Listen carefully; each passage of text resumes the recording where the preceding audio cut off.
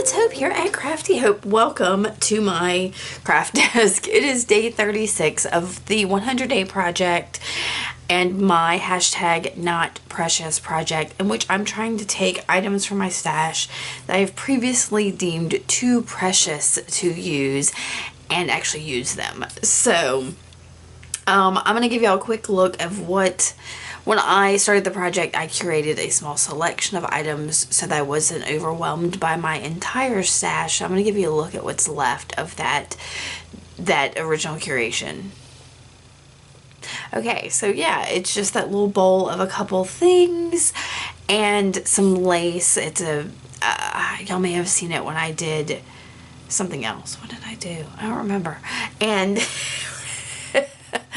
and then a little piece of metal.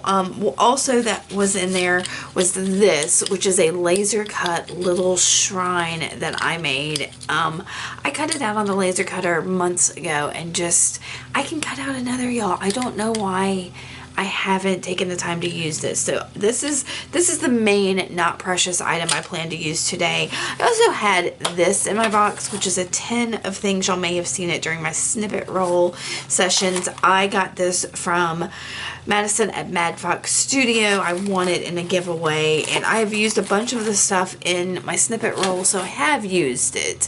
I just haven't used everything, which isn't a big deal. Also, I had a bunch of papers, and I've put them in this folder with some other papers. And yeah, the ones over here on the right were the ones that were my original not precious. Those have also been used in my snippet roll. So, but I've got these, and I thought maybe I can combine some of these things. I've also pulled out this, I believe it's a Tim Holtz keyhole.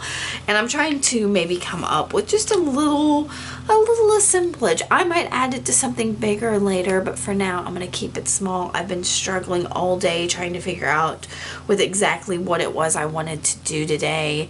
So no time like the present just to get started and go for it. So all right, let's do that. And also, my goal with the Not Precious project is not to complete a whole project every day and wind up with 100 things I've made, or to use 100 precious items.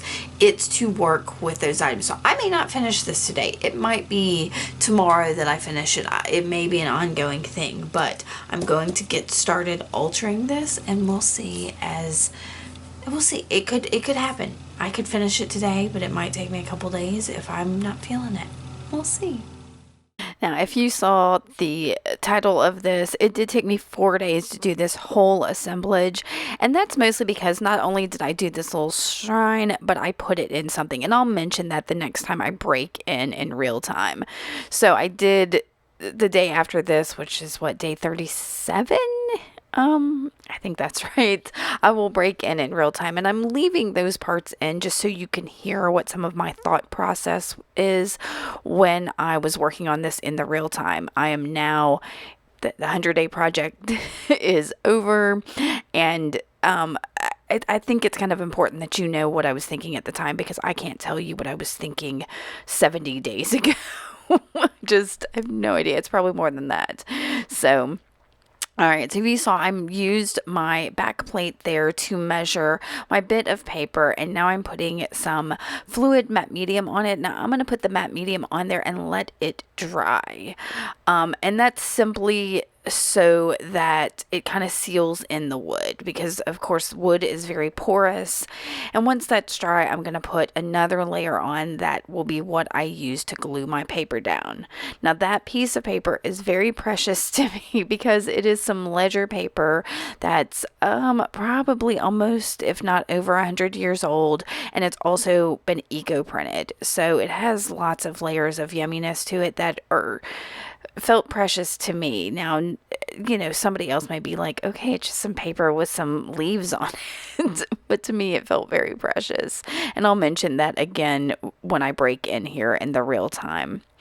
So I've got my paper down there, and I'm coating it additionally with another coat of that fluid medium.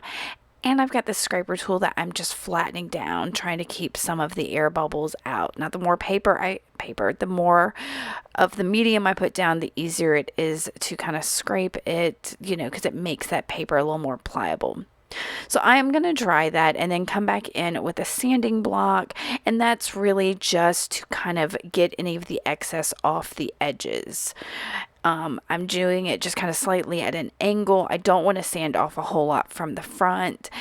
And it really, you know, I could have cut it short of the wood there because I am going to lay those other frame pieces over that. And I do personally prefer to glue surface to surface rather than having something between the surfaces. So if I had cut that, I probably could have used the inside of one of those frames to cut this, but it's all fine. So these frames are what I'm talking about. So I'm layering those there, kind of taking a look and realizing that where I had sanded that, now you could see the whiteness, I guess, of the paper edge, and I don't really want to see that. So I'm using, I believe that's some black soot distress ink, just to go around those edges to cover up that paper. All right, so once that is done, I'm focusing a bit on my keyhole. I have some black gesso. This is the Prima Marketing one. I think it's Finnabair heavy black gesso, and I'm going over the key there. Could have sanded it also, but this is really just to give it a nice flat surface for me to do whatever I want with it. Once I get all the surfaces I want covered with the gesso, I am going to dry that real quick with my heat tool and then do a second coat. So another thing I'm going to tell you about this video is it took me a lot of work to get it down to the 37 minutes it is, because this whole project altogether was over 2 hours long. So I hope, you know, some of the speeds on this are going to be a little wacky because I had to speed things up quite a bit. So because it's repetitive, and I knew y'all don't want to watch forever and ever. All right, so I am now spraying a couple different brown Distress Oxide sprays along with a, tarnished brass Distress spray stain onto that keyhole. I'm having some trouble with it, so yeah, I'm going to go ahead and just take it out of the bottle there and splatter it right on there.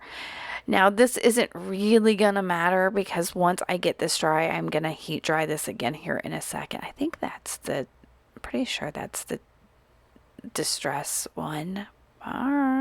Looking at it, I have to think it is. Yeah, it is. Okay. Once I get that, I'm going to dry this and then come in with the Ranger crackle paste. And this is the opaque one, so it's white, but when I put it on these other Distress products, the color of those Distress products kind of soaks into the crackle paste, so it's not really going to end up being white. So I want you to keep that in mind if you use Distress products, because they have that, because they are water reactive, they will,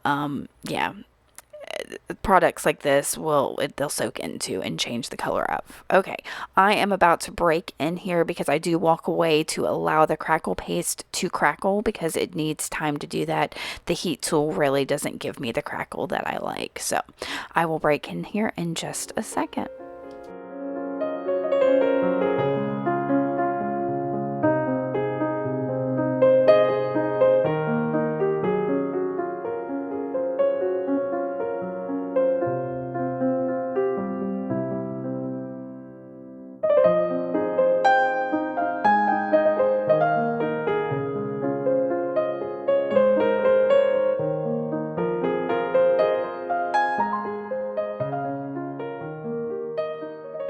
Okay, hey y'all, it's day 37. As you saw yesterday, I altered my little keyhole and the back portion of this little shrine, and I'm trying to decide what I'm going to do with the rest of it. You can see I've got a bunch of stuff pulled out because I've kind of messed around with things. I did have to step away and let the crackle paste I put on here crackle. I think I like it, but it kind of gets lost on here. So I think I want to do, I don't know yet, I'm going to do something to this background, which is, precious, you know, that paper is so very precious. Not. So I've got to figure it out. I've also pulled out my little thing of brads and picked out a couple of those that I think will fit in these holes. And I've also got, okay y'all, when I laser cut things, there are it's like the waste that comes out of the centers, like the little holes here and things like that. What I can keep, I do. We call it greeblies. I think that's a term from Adam Savage, maybe, or maybe from ILM, Industrial Light Magic, something. Somebody uses that term for like the little things that you use for texture on things. So that's what we call the little cutouts. Anyway, I've got a couple of them I think I'm going to use to lift the keyhole. And I typed up, I don't know, I'm trying to figure out what I want behind the keyhole because I feel like it needs some kind of story or narrative. And for some reason the word truth I like, but when I tried to do it up and down, it doesn't fit in the keyhole. Like, I can only get Ruth in there. I can do it because of the way the spacing is with the lines. I can get it this way. So I'm tempted to put it in there, but I'm not, I just don't know. So I'm playing with it. Let me see.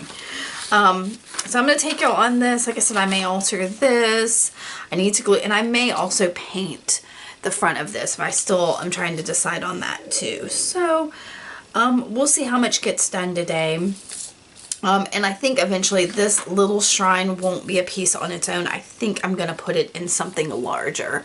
I just haven't quite figured that out either. So, you know, at least I'm using these precious things.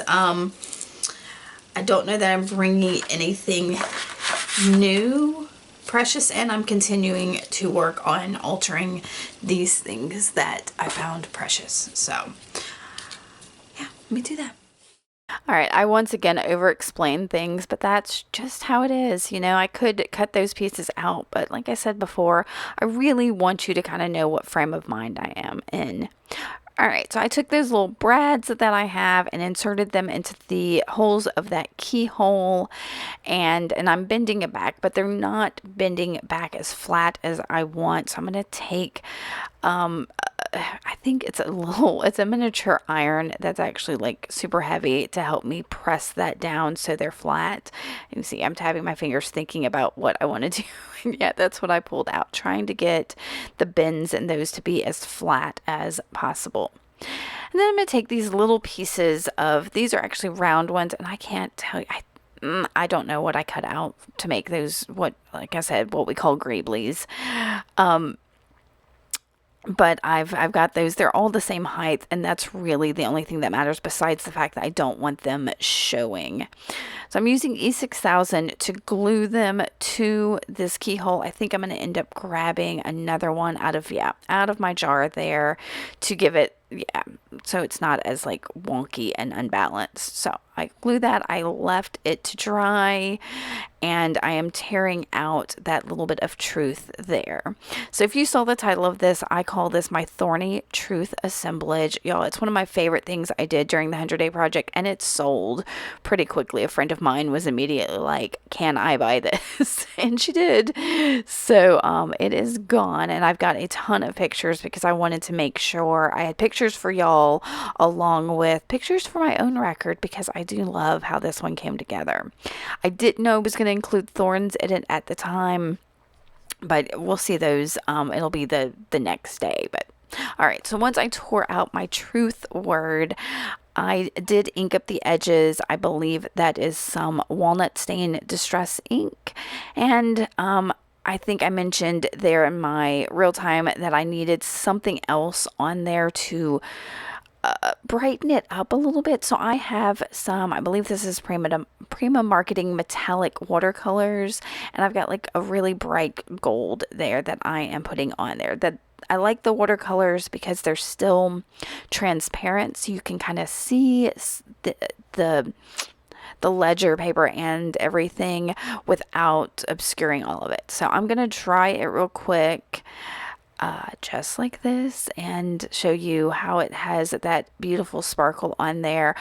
I wasn't super keen on I don't know, I needed it to blend a little bit better, so I'm coming in with a little bit of water, trying to blend those edges out, and I'll end up as well splattering on there just to kind of distribute that gold over the whole of the thing. And yeah, it's one of my favorite things in this. I'm hoping that the pictures at the end of this video do it justice. So I will try that and take a look at this, and I'm going to tell y'all some of the fiddling with this to get it all lined up I have cut out of this video, because there was a lot of me trying, yeah, you can see even here, me trying to line up that truth and where I wanted the keyhole to be. So what I ended up doing is putting the keyhole where I wanted the keyhole, and I'm going to take a mechanical pencil and use it to mark, yeah, so you can see that mechanical pencil. I'm trying to get that keyhole just where I want, and then I'm tracing where you can see inside the keyhole, just like that, so I know where to put the word. And I think I'm just going to use I kept losing that tiny little slip of truth, y'all. It's really easy to do that, isn't it? I'm going to use, I think it's just my not E6000, what is that thing? My Oohoo glue stick to glue some truth down on the little spot that I made. And I'm having, oh, did you see how that sparkled when I lifted it? Y'all, it's so good. There's so much to this one. There's lots of little textures and peaks, and I've got to, I think personally, want to remember to do that some of these details I'm including this are really some of my favorite things because I put so much into it.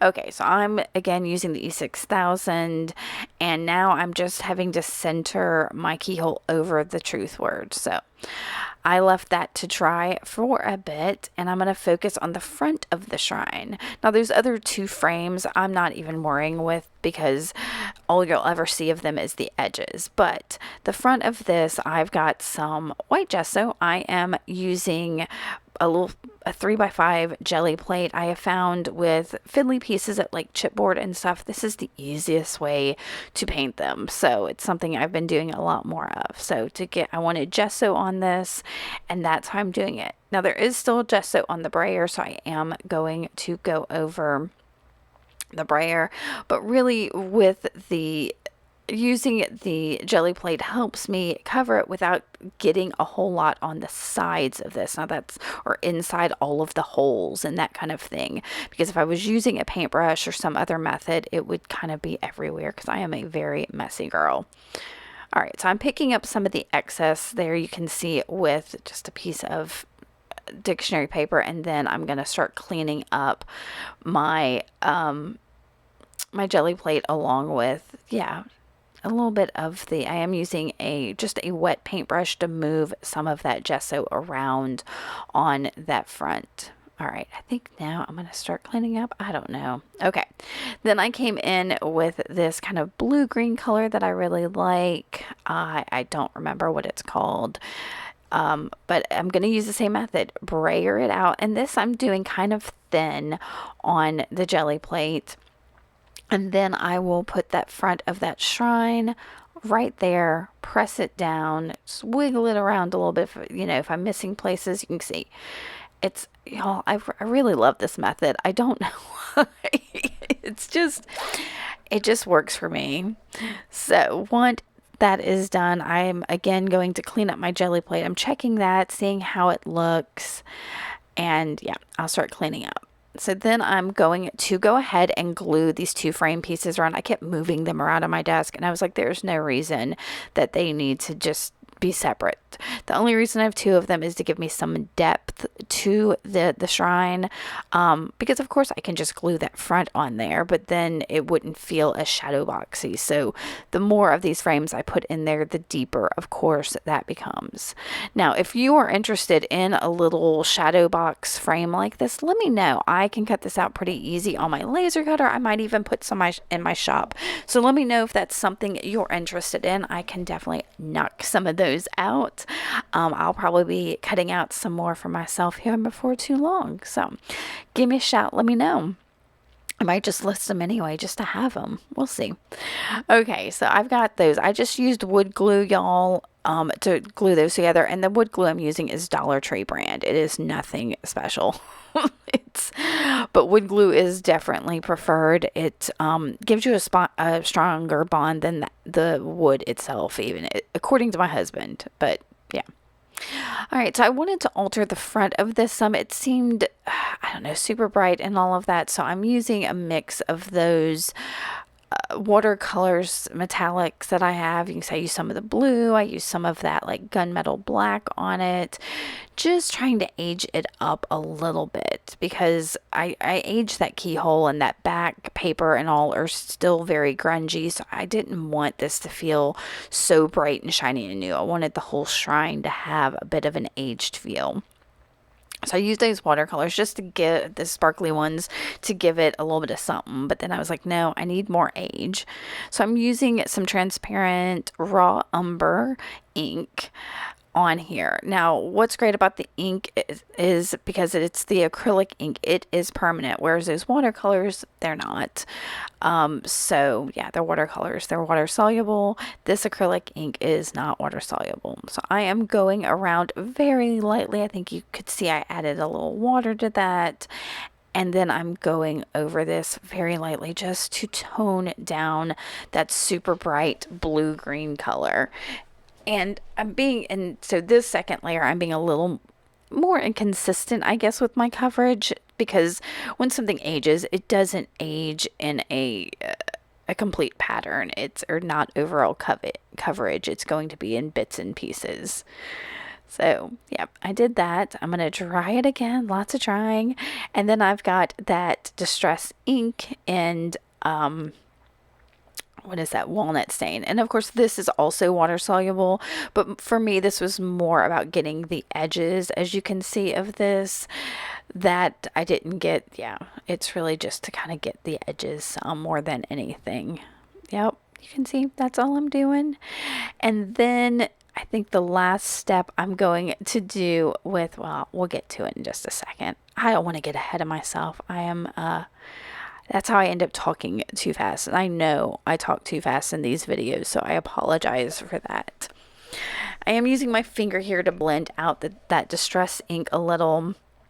And I wanted this to feel a little splotchy, so I've got some, oh y'all, I'll put it below. I think it is neutral gray acrylic ink from Amsterdam. And I'll use it in a second. First, I decided those stacked framed pieces, I am putting my wood glue right on to them. And you see I'm putting it on those and not on that back plate, because if I put it on that back plate, I might make it thicker than those are, and I really don't want a whole lot of overflow. That's why I'm using my little glue spreader brush thing.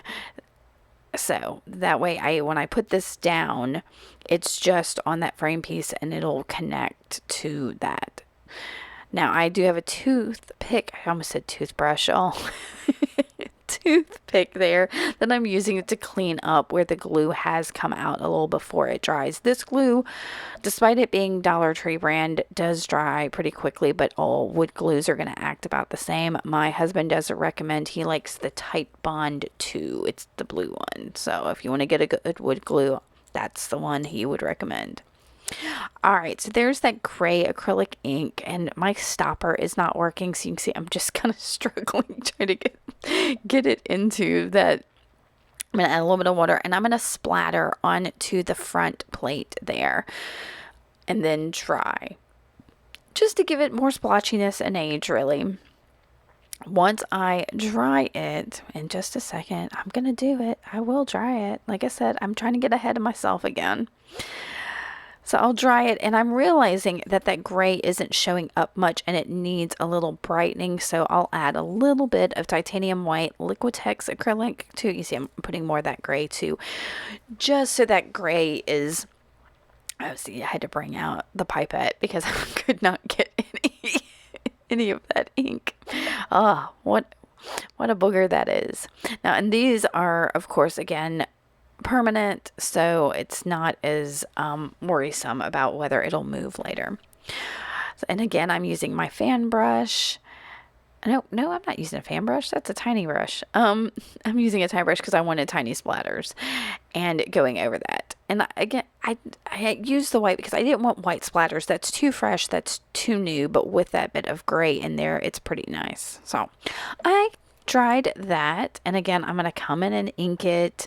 I don't know why I inked it again, but and now I'm gonna look at that. Y'all, look how grungy and yummy that is. Oh my gosh, it's so good. I was so happy that with this when it's done. So again, I'm gonna use the wood glue and put the frame down. And I'm doing it by putting it on a piece of paper there. I think that's the dictionary paper I used on the jelly plate, actually. And I'm picking up the glue with that silicone glue spreader brush. Now, I realized pretty quickly that I didn't have quite enough glue. So I'm going to put some more down on my paper and then try that again. And this time, because this is the back and it won't be seen, I'm going ahead and putting it on the back of that faceplate, or whatever you want to call it. Yeah. And I'm getting it all lined up just how I want it, so that and I did leave it to dry. So here is day, 36, 38. Did you see my bag of these? I believe are called Devil's Walking Sticks. They grow all over my property, and I found them dry, and I went out with, you can see my gloves are over on the left side. I had my cutters, my yard cutters, and went out and cut these. Now, I should use my gloves while I'm working on these, but I don't. Y'all, they are prickly. They remind me of the thorns from Sleeping Beauty, and that's kind of what I was thinking of with this assemblage in some ways, but more than anything, the idea of thorny truth kept coming back at me, and I kind of dig it. So I'm just measuring these out kind of willy-nilly and cutting them down, again using, those are my yard cutters. And I'm going to put my shrine in the center of this. Oh, and I'm using, the box I'm using is one of the Tim Holtz vignette boxes, one of the square ones. I love those. So they show up in a lot of my shadow boxes. When I run out of them, I will finally have to break down and laser cut my own boxes, I think. But for now, I have these. So I'm trying to fill up as much space as I can. So these last two pieces here, you can see I just kind of cut up and I put them across the top. Now, I've pulled everything out now, and I've got this piece of paper. It is also over 100 years old. I believe it's something I got from Nicole Watson. You should definitely check out her Etsy shop. She has all kinds of cool things. I don't know if she has these papers in there or not, but she is constantly picking up some great stuff. So go check her out. I'll link her below. So I'm going to do what I did, just like I did on the back plate. That's my fluid matte medium, and I'm putting it in my box again to kind of fill in the wood so that I have a more consistent surface to glue my paper to. So I put that in there, I've dried it, and I'm putting more of the matte medium in there again. And this time I'm using, that's one of those silicone facial spreaders. Yeah, so I spread that around. I'm going to slip that paper in. I've cut it down to size using my guillotine cutter off camera, and I'm trying to get it centered. I think I had got it off. So, and I think that's why I like that a fluid medium, is I can move things around for a little bit. And I'm just using a key card to kind of get to the edges and flatten things out. And just make everything nice and smooth and pretty, because it's, yeah. And again, if I thought about it in the fact that I'm going to glue that shrine into the middle of it, I might have left a little space where the shrine can actually make contact to the wood. It's one of those things I'm just having to learn to do for myself, but it's okay. I think it's going to be fine. I'm using some pretty sturdy glues when it comes down to it. Now again, because this is actual ephemera paper with real ink and everything, I sealed over the top of it with that.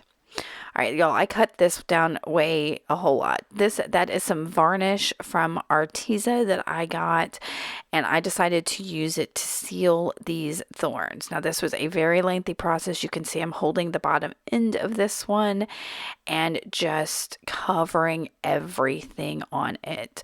I'm going to put a piece of nonstick craft mat under it, and when it dries, I hold it and do the from the other end, and I'm making sure I get down into the stick with that very fluid varnish. So, and I did every single one of those bits of thorn. So, but I'm not gonna make y'all watch that. It was just a long process. So once they were all done and dried, I think this may be the last day of this project. So now all of this is going to come together.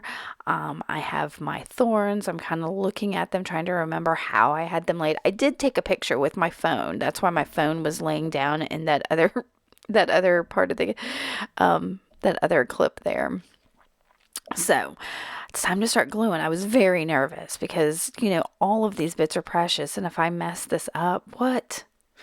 So I'm using the E6000 again, and I'm kind of looking at each of these thorn pieces to identify what is actually going to be touching the paper, be touching the box, because I don't need to put glue on parts that are not going to have contact with another surface. So that's what I'm spending time doing, getting it in there. I believe I sped this up quite a bit, but you are going to get to see this whole gluing process because it's kind of fiddly, and I don't know, I felt like it was something maybe you would need to see.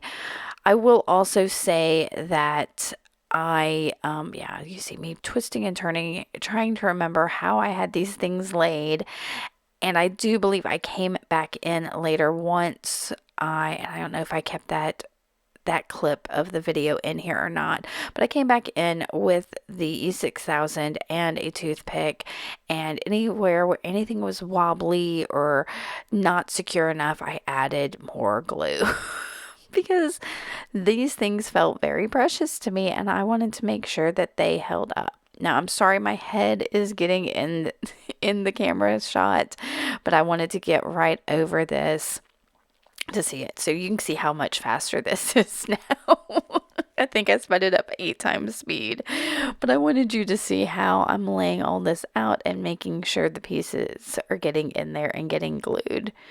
Now I've got my glue there propped up against my toothpick baby food jar. It didn't hold babies. It had baby food in it.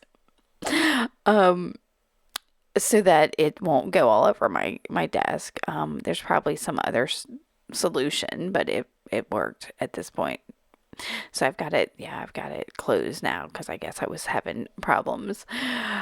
But you can see I'm going in, moving things, wiggling things. Now I'm putting that in. I did walk away and leave these parts to dry.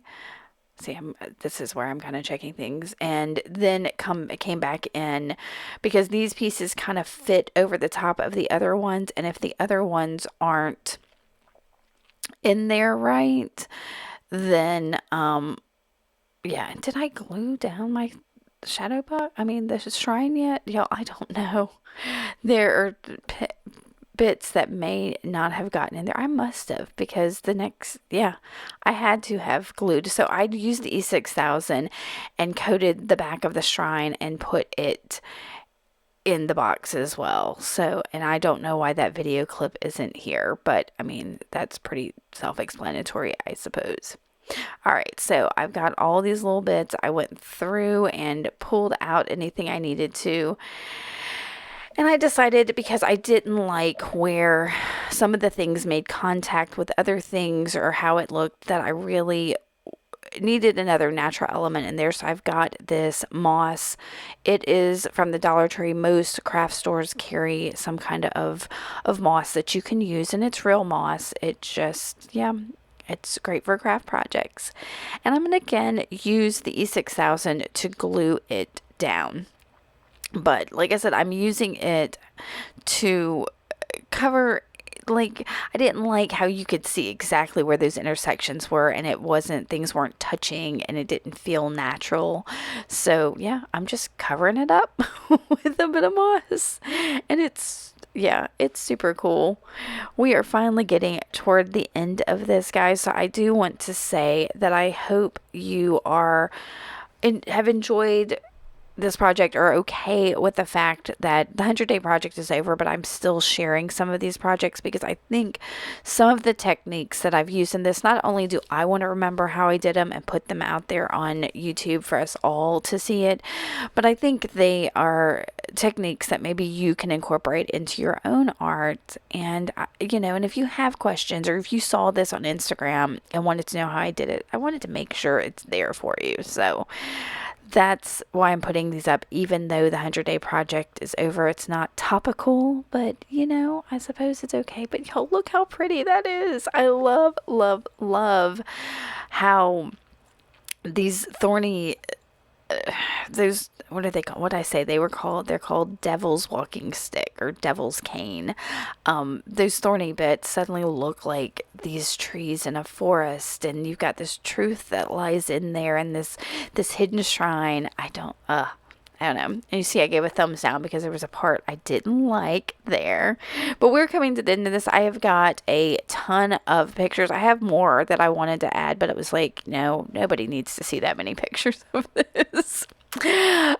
If you do have questions, please do ask away. If you have any suggestions of other videos you'd like to see from me, or if I didn't go over something that you wanted to know, I would love to hear from you. If you liked it, you know what to do. I will see y'all very soon with more videos for this and iCAD and thrifting and all the other stuff I get into. Thanks so much for watching, and have some fun out there crafting your own treasures. Bye, y'all.